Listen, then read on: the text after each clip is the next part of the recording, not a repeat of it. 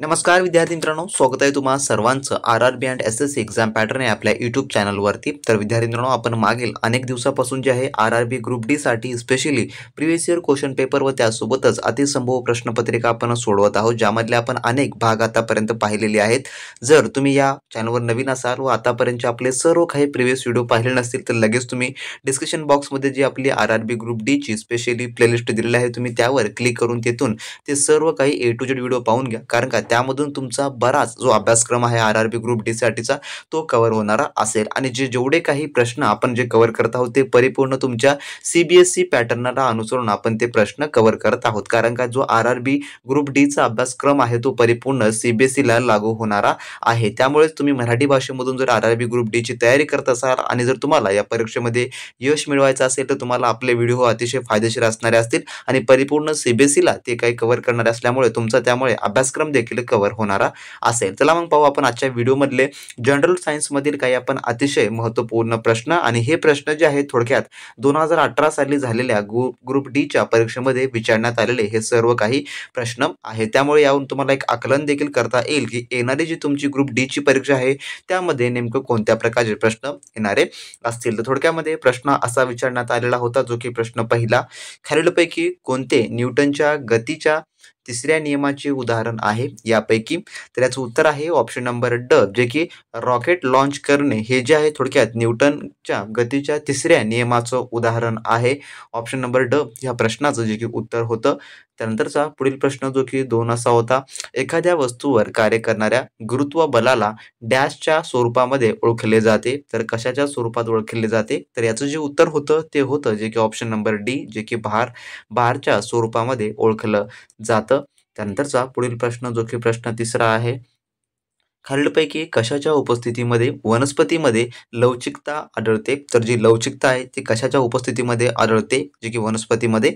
तर याचं जे उत्तर होतं ते आहे ऑप्शन नंबर जे की सी, ज्यालाच की क्लोन्चिमा असं जे आहे थोडक्यात म्हटलं जातं। त्यामुळे जे आहे जे की वनस्पतीला लवचिकता आढळते। त्यानंतरचा पुढील प्रश्न जो की प्रश्न चौथा, खालीलपैकी कोणत्या प्रक्रियेमधून ऑक्सिजन हा हवेमध्ये सोडला जातो? तर प्रक्रिया यामध्ये विचारलेली आहे, तर याचं उत्तर आहे ते आहे ऑप्शन नंबर ए, त्यालाच फोटोसिंथेसिस असं जे आहे ते म्हटलं जातं। म्हणजेच की आपल्या मराठी भाषेमध्ये याला जे आहे जे थोडक्यात प्रकाश संश्लेषण असं जे आहे ते म्हटलं जातं। तर त्याला इंग्लिशमध्ये फोटोसिंथेसिस असं जे आहे थोडक्यात म्हटलं जातं, ज्या याच्यामध्ये ऑक्सिजन हा हवेमध्ये सोडला जातो। ऑप्शन नंबर अ या प्रश्नाचं उत्तर या ठिकाणी होणार असेल। त्यानंतरचा पुढील प्रश्न जो की प्रश्न 5वा असा आहे, आधुनिक आवर्त सारणीतील उभ्या स्तंभांना गण असे म्हणतात, त्यांची संख्या किती असते? तर याचं उत्तर जे आहे ते आहे ऑप्शन नंबर ए, जे की 18 एवढी जी आहे जे की आधुनिक आवर्त सारणीत उभ्या स्तंभगण आहे। तर ऑप्शन नंबर ए या ठिकाणी याचं उत्तर होणार असेल। जर विद्यार्थी मित्रांनो तुम्हाला आर-आर-बी ग्रुप डी साठी परिपूर्ण सीबीएसई पॅटर्न आधारित सर्व काही नोट्स हवे असतील किंवा तुम्हाला सरावासाठी टेस्ट सिरीज हवा असतील तर ते आपल्याकडे आता उपलब्ध झालेले आहेत आणि परिपूर्ण मराठी भाषेमधून आहेत आणि त्याद्वारे तुमची 100% तयारी होणारी असेल। तर तुम्ही आतापासून तयारीला लागलात तर मित्रांनो येणाऱ्या काळापर्यंत तुम्ही परिपूर्ण असाल, परीक्षेसाठी सुसज्ज असाल, त्यामध्ये तुम्हाला चांगले गुण मिळू शकतात। ज्या विद्यार्थ्यांना मराठी भाषेमधून परिपूर्ण आर-आर-बी ग्रुप डी चा सीबीएसई पॅटर्न आधारित सर्व काही 100% अभ्यासक्रम हवा असेल तर डिस्क्रिप्शन बॉक्समध्ये आपल्या ऑफिशियली व्हॉट्सअप सेलरची लिंक दिली आहे, त्यावर तुम्ही क्लिक करून त्या ठिकाणी आपल्या व्हॉट्सअप सेलरला मेसेज करून सर्व काही सॉफ्ट कॉपी ते मागून घेऊन त्याचा तुम्ही उत्तम व चांगल्या गतीने तयार करू शकता, ज्यामध्ये तुम्हाला आपण प्रिव्हियस इयर क्वेश्चन देखील इन्क्लूड करून दिलेले आहेत, त्यासोबतच अतिसंभव प्रश्न देखील त्यामध्ये तुम्हाला इन्क्लूड करून दिलेले आहे। जर तुम्हाला डायरेक्टली कॉन्टॅक्ट करायचा असेल तर त्यांचा स्क्रीनवर नंबर दिसत असेल, तुम्ही या नंबरवर देखील कॉन्टॅक्ट करून त्या ठिकाणी सर्व काही स्टडी मटेरियल जे आहे ते घेऊ शकता। तर त्याची प्राइस तुम्हाला 400 रुपये ठेवण्यात आलेली आहे, ज्यामध्ये 200 रुपयामध्ये अनलिमिटेड नोट्स तर 200 रुपयामध्ये तुम्हाला टेस्ट सिरीज त्या ठिकाणी मिळणारे आहे। जर तुम्ही हे अभ्यास केला तर तुम्हाला मार्केटमधलं कोणतेही बुक्स घेण्याची गरज पडणार नाही किंवा तुम्हाला कोणतेही महागडे कोचिंग लावण्याची गरज पडणार नाही, कारण का आपण रेग्युलरली व्हिडिओज मार्फत यूट्यूब चॅनलच्या आपल्या लाईव्ह मार्फत तुमचा अभ्यासक्रम जो आहे तो शिकवणीद्वारे होणार असेल, आपल्या नोट्स व टेस्ट सिरीजद्वारे तुमचा सराव आणि वाचन हे 100% होणार असेल। तर ज्यांना कोणाला मिळवायचं आहे त्यांनी लिंकवर दिलेला क्लिक करून घेऊ शकता किंवा जो तुम्हाला स्क्रीनवर नंबर आता दिसलेला आहे त्यावर देखील तुम्ही कॉन्टॅक्ट करून सर्व काही ते घेऊ शकता। तर हा जो कॉन्टॅक्ट नंबर आहे तो तुम्ही स्क्रीनशॉट करून घ्या किंवा तुम्ही लिंकवर क्लिक करून ते सर्व काही मिळवून घ्या. त्यानंतरचा पुढील प्रश्न पाहू आपण, जो की 6वा प्रश्न आहे. खालीलपैकी कोणत्या माध्यमातून ध्वनीची गती सर्वाधिक असते? तर कोणत्या माध्यमातून असते? तर याचं उत्तर आहे ऑप्शन नंबर ए, जे की घन, जे की स्वरूपामध्ये जे की सर्वाधिक असते ध्वनीची गती घन माध्यमातून, म्हणून ऑप्शन नंबर ए या ठिकाणी याचं उत्तर होणार असेल. त्यानंतरचा पुढील प्रश्न, जो की प्रश्न 7वा असा आहे. खालीलपैकी योग्य उत्तर निवडा. जेव्हा झाडाच्या शरीराचा एक नवीन भाग पूर्णपणे नवीन झाडाला जन्म देतो त्याला काय म्हणतात? तर त्याला जे आहे ते काय म्हटलं जातं? तर याचं उत्तर आहे ऑप्शन नंबर ए, त्यालाच की व्हेजिटेटिव्ह प्रोपेगेशन असं जे आहे थोडक्यात त्याला म्हटलं जातं. जेव्हा झाडाचा शरीराचा एक नवीन भाग पूर्णपणे नवीन झाडाला जन्म देतो त्याला जे आहे व्हेजिटेटिव्ह प्रोपिगेशन असं जे आहे त्याला म्हटलं जातं. त्यानंतरचा पुढील 8वा प्रश्न असा आहे. वॉशिंग सोडा म्हणजेच की सोडियम कार्बोनेट मधील एका अणूमध्ये पाण्याचे किती अणू उपस्थित असतात?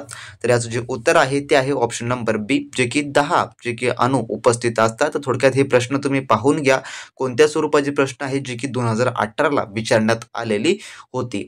त्यानंतरचा प्रश्न 9वा. खालीलपैकी कोणती जे की किती चेंबरचे माशाचे हृदय असते? तर जे माशाचं जे की हृदय असतं ते किती चेंबरचं असतं असं थोडक्यामध्ये विचारण्यात आलेला प्रश्न आहे हा. तर याचं उत्तर आहे ऑप्शन नंबर सी, जे की 2 चेंबरचं जे की माशांचं हृदय असतं.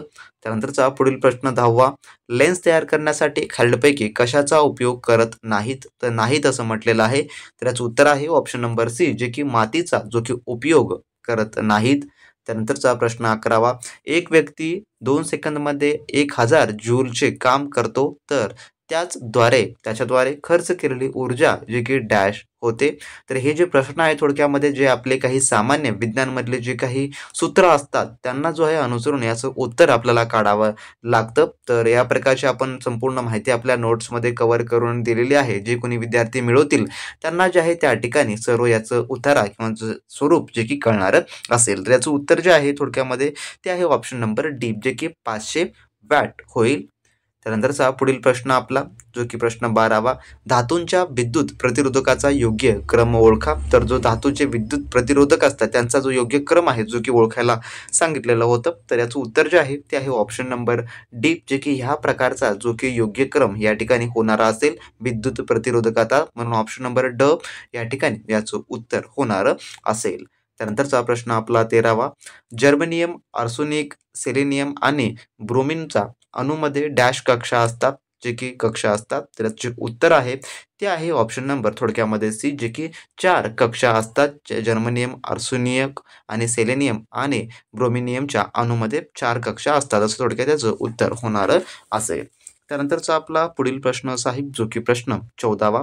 कोणत्या परमाणूचा जे की उपपरमाणू कण नाही? कोणत्या परमाणूचा? तर याचं उत्तर आहे ऑप्शन नंबर ए, जे की जिनॉसचा थोडक्यामध्ये उपपरमाणू कण जे की नाही आहे. तर इलेक्ट्रॉन, प्रोटॉन आणि न्यूट्रॉनचे जे की उपपरमाणू कण आहेत, परंतु जिनॉसचा जो की उपपरमाणू कण नाही, म्हणून ऑप्शन नंबर ए ह्या ठिकाणी याचं उत्तर होणार असेल. त्यानंतरचा आपला पुढील प्रश्न 15वा. अणूमध्ये न्यूट्रॉनद्वारे प्रोटॉनवर लावण्यात येणाऱ्या बलाला काय म्हणतात? तर याचं उत्तर आहे ऑप्शन नंबर थोडक्यामध्ये सी, ज्यालाच की न्यूक्लिअर फोर्स असं जे आहे म्हटलं जाते. नाभिय बल असं जे आहे थोडक्यात याला म्हटलं जातं. त्यानंतरचा प्रश्न 16वा आपला.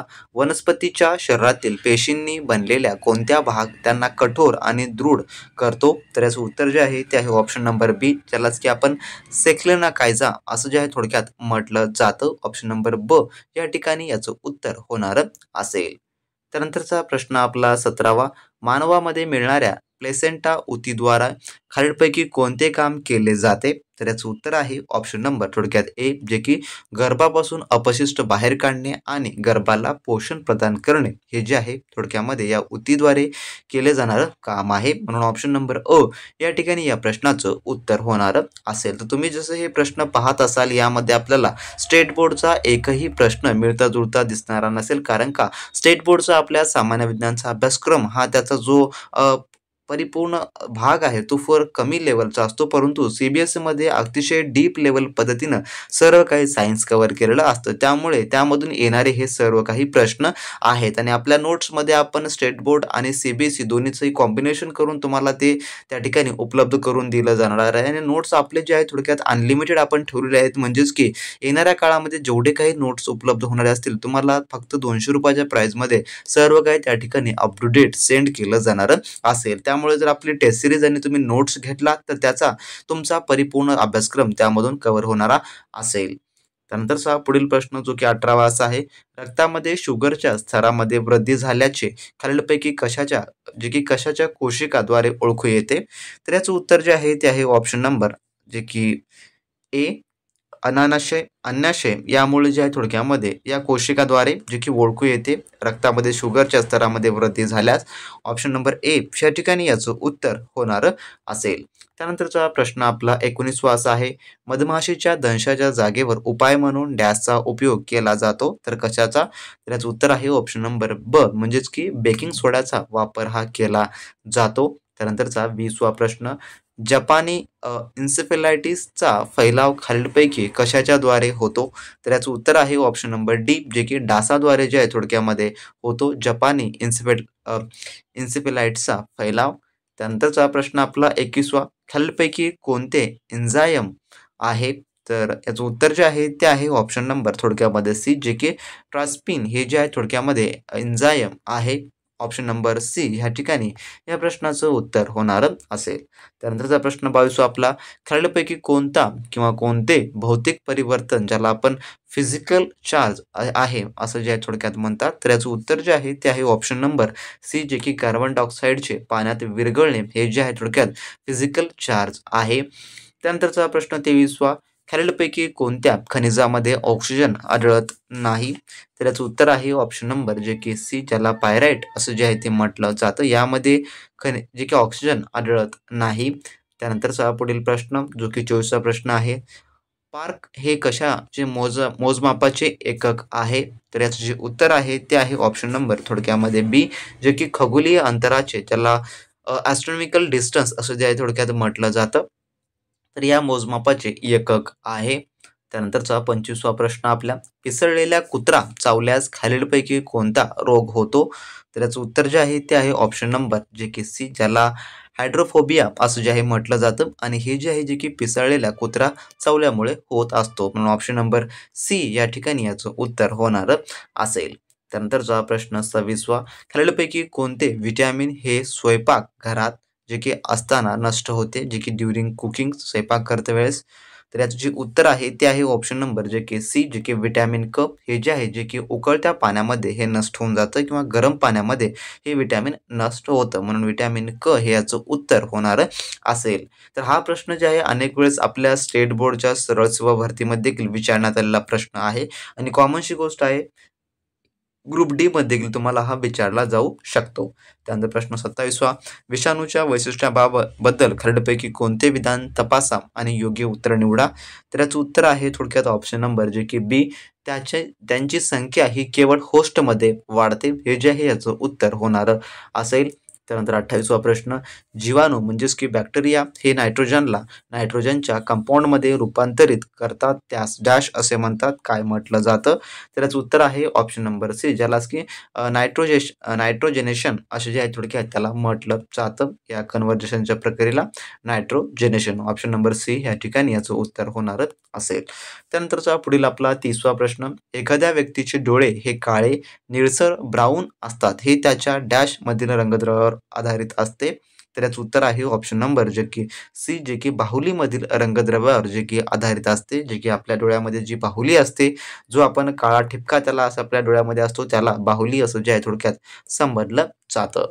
त्यानंतरचा पुढील प्रश्न जो की 31वा प्रश्न असा आहे, ध्वनी तरंगाची वारंवारता डॅशने दर्शवली जाते? तर याचं उत्तर आहे ऑप्शन नंबर सी जे की सायकल पर सेकंदने दर्शवली जाते. जर तुम्हाला ह्या प्रश्नांची PDF हवी असेल तर ती आपल्या सेलरकडून जो तुम्ही कोर्स घेतलेला आहे ₹400 त्यामध्ये तुम्हाला ही PDF देखील उपलब्ध करून दिली जाणारी असेल. त्या ठिकाणी तुम्हाला हवं ते मटेरियल आपण RRB ग्रुप डी साठी जे की तुम्हाला परीक्षा 100% क्रॅक करण्यासाठी आपण सर्व काही त्यामध्ये उपलब्ध करून देत आहोत. त्यामुळे आपले टेस्ट आणि नोट सिरीज हे तुम्हाला अतिशय महत्त्वपूर्ण भूमिकेचे असणारे आहेत. ज्यांना ज्यांना एक्झाम 100% क्रॅक करायची आहे कोणत्याही परिस्थितीमध्ये, तर त्यांनी अभ्यासक्रम हा जोमाने सुरू करा व आजपासूनच तुम्ही तयारीला लागा. त्यानंतरचा 32वा प्रश्न, चिकणमातीमधील लवचिकतापणा केव्हा दिसतो? तर याचं उत्तर आहे ऑप्शन नंबर थोडक्यामध्ये ए, जेव्हा योग्य प्रमाणात पाणी त्यामध्ये समाविष्ट केल्यानंतर. त्यानंतरचा प्रश्न 33वा, स्वच्छ पाण्यातील वस्तूशी तुलना करताना क्षारयुक्त पाण्यातील वस्तूंना असेल, तर याचं उत्तर आहे ऑप्शन नंबर थोडक्यामध्ये बी, जे की कमी तरंगेल हे याचं उत्तर होणार असेल. त्यानंतरचा 34वा प्रश्न, खालीलपैकी कोणते कोलॉइडल द्रवण आहे? तर याचं उत्तर आहे ऑप्शन नंबर बी, जे की पेंट हे द्रवण आहे. त्यानंतरचा आपला 35वा प्रश्न, जर एखाद्या वस्तूचे पृथ्वीवरील वस्तुमान हे मास ऑफ बॉडी हे यम असते, तर त्या वस्तूचे चंद्रावरील वस्तुमान किती असेल? तर याचं उत्तर आहे ऑप्शन नंबर ए, जे की m/6 एवढं जे आहे ते त्या ठिकाणी असणारं असेल. त्यानंतरचा 36वा प्रश्न, खालीलपैकी कोणते हे चुंबकाद्वारे आकर्षित केले जाते? तर याचं उत्तर आहे ऑप्शन नंबर बी, जे की आयर्न फिलिंग हे जे आहे जे की चुंबकाद्वारे जे की आकर्षित केले जाते. त्यानंतरचा 37वा प्रश्न, ल्युकोडर्मा या रोगामुळे शरीरातील कोणत्या भागावर परिणाम होतो? तर याचं उत्तर आहे ऑप्शन नंबर डी, जे की त्वचावर जो की याचा परिणाम होतो. त्यानंतरचा आपला 38वा प्रश्न, काही स्थायू पदार्थाला उष्णता दिल्यास त्यांचे सरळ सरळ वायू अवस्थेत बदल होते, त्यास काय म्हणतात? तर याचं उत्तर जे आहे ते आहे ऑप्शन नंबर ए, ज्यालाच की उदरपातन असं जे आहे ते म्हटलं जातं. त्यानंतरचा आपला 39वा प्रश्न, खालीलपैकी पाण्यातील माशाला तोल सांभाळण्यासाठी त्यांचे पंख उपयोगी पडत नाहीत, तर याचं उत्तर जे आहे ते आहे ऑप्शन नंबर डी, ज्यालाच टेल असं जे आहे थोडक्यात म्हटलं जातं. ऑप्शन नंबर या ठिकाणी डी याचं उत्तर होणार असेल. त्यानंतर 40वा प्रश्न, प्राण्यांच्या पेशीमध्ये ज्याला ॲनिमल सेल असं देखील म्हणतात, खालीलपैकी काय आढळत नाही? तर याचं उत्तर आहे ऑप्शन नंबर बी, ज्याला की आपण क्लोरोप्लास्ट असं जे आहे ते म्हणतो, जे की आढळत नाही प्राण्यांच्या पेशीमध्ये. त्यानंतरचा प्रश्न 41वा आपला, टेंडन कशाला म्हणतात? तर याचं उत्तर आहे ऑप्शन नंबर ए, जे की हाडाला हाडाशी याला जे आहे थोडक्यात टेंडन असं जे आहे ते म्हटलं जातं. कशाला जोडते? तर ते आहे हाडाशी हाडाला जे की जोडते. त्यानंतर 42वा प्रश्न, मानवी शरीरातील सर्वात मोठा पेशी कोणती आहे? तर याचं उत्तर आहे ऑप्शन नंबर सी, जे की चेतापेशी ही मानवी शरीरातील सर्वात मोठी पेशी आहे. त्यानंतरचा आपला 43वा, आपल्या जठरात स्त्रवत असलेले आम्ल हे आपल्याला अन्नपचन क्रियेत देखील मदत करते, त्यास काय म्हणतात? तर याचं उत्तर आहे ऑप्शन नंबर ए, ज्यालाच की हायड्रोक्लोरिक आम्ल HCl असं जे आहे त्याला म्हणतात. त्यानंतरचा आपला 44वा प्रश्न, खालीलपैकी कार्बनचे शुद्ध रूप काय आहे? तर याचं उत्तर आहे ऑप्शन नंबर थोडक्यामध्ये सी, जे की डायमंड हे जे आहे काय कार्बनचे शुद्ध रूप आहे. त्यानंतर 45वा प्रश्न, जठर ग्रंथीमधून स्त्रवित होणारे हायड्रोक्लोरिक आम्ल एन्झाईमच्या क्रियेला सोपे करते, तर याचं उत्तर आहे ऑप्शन नंबर ए, जे की पेप्सिन हे जे आहे याचं उत्तर होणार होतं. ऑप्शन नंबर ए ह्या ठिकाणी याचं उत्तर होईल. त्यानंतरचा 46वा प्रश्न, खालीलपैकी कोणाच्या बाह्य कक्षेत केवळ एक इलेक्ट्रॉन आहे? तर याचं उत्तर आहे ऑप्शन नंबर बी, जे की लिथियम, सोडियम आणि पोटॅशियमच्या जे आहे जे की बाह्य कक्षेत केवळ एक इलेक्ट्रॉन आहे. त्यानंतरचा आपला 47वा प्रश्न, अशी अभिक्रिया ज्यामध्ये 10% सोडियम क्लोराईडद्वारे विद्युतधारा पाठवली जाऊ शकते, डॅश त्यास म्हणतात, त्यांना काय म्हटलं जातं? तर याचं उत्तर आहे ऑप्शन नंबर ए, जे की क्लोर क्षार अभिक्रिया असं जे आहे त्यास असं म्हटलं जातं. ऑप्शन नंबर ए ह्या ठिकाणी या प्रश्नाचं उत्तर होणार असेल. त्यानंतरचा जो पुढील प्रश्न आहे, जो की आपला प्रश्न 48वा, घर्षण बल डॅश कार्य करते, तर काय कार्य करते? तर याचं उत्तर आहे ऑप्शन नंबर ड, जे की बलाच्या विरुद्ध दिशेने कार्य करते. त्यानंतरचा 49वा प्रश्न आपला, एखाद्या बंदुकीमधून सोडलेल्या गोळीची गतीज ऊर्जा डॅश असते, तर किती असते? तर याचं उत्तर आहे ऑप्शन नंबर सी, जे की बंदुकीच्या तुलनापेक्षा अधिक असते. त्यानंतरचा पुढील प्रश्न जो की 50वा असा आहे, आयर्न ऑक्साईडचे रासायनिक सूत्र डॅश आहे, तर याचं उत्तर आहे ऑप्शन नंबर बी, जे की Fe2O 3 म्हणजेच की यामध्ये आयर्न ऑक्साईडचं हे रसायन सूत्र होणार असेल. ऑप्शन नंबर बी ह्या प्रश्नाचं उत्तर होणार असेल. तर विद्यार्थी मित्रांनो असे हे आपल्या आजच्या या भाग 1 मधील आपण टॉप 50 क्वेश्चन जे की 2018 साली सामान्य विज्ञानमधले आपण पाहिलेले आहेत. जे काही आता उर्वरित आणि पुढील प्रश्न आहेत ते आपण या व्हिडिओच्या भाग 2 मध्ये आपण कव्हर करणार आहोत. ज्यामध्ये जेवढे काही उर्वरित आपले जनरल सायन्सचे प्रश्न असतील ते आपण पाहू आणि ज्या कोण्या विद्यार्थी मित्रांना सर्व काही CBSE पॅटर्न आधारित RRB ग्रुप डी साठी 100% अभ्यासक्रम हवा असेल त्याने लगेच आपल्या डिस्क्रिप्शन बॉक्समधल्या WhatsApp सेलरच्या लिंकवर क्लिक करा आणि A to Z अभ्यासक्रम तुम्ही मिळवून घ्या व उत्तम तयारीसाठी आपलं चॅनल मात्र सबस्क्राईब करायला विसरू नका. तोपर्यंत जय हिंद, जय महाराष्ट्र.